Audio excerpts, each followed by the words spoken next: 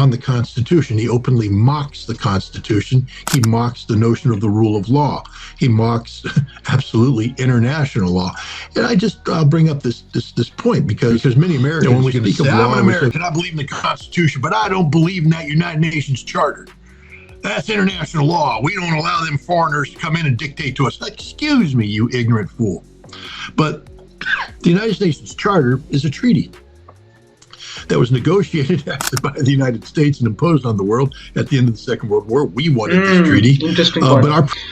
আচ্ছা, by the কিছু clarification করি আসলে কি বলতেছে স্কট রিটার, যে ইউনাইটেড নেশনের যে চার্টার আসলে দেখো, এটা কিন্তু রিটেন বাই ফ্রান্স, ইউকে এবং মোস্ট ইম্পর্টেন্ট যারা আসলে ওই সময় যারা ডিকটেট করছে ইন্টার যে চার্টারটা আসলে লেখা হয়েছে ইউনাইটেড নেশনের, আমেরিকা ছিল।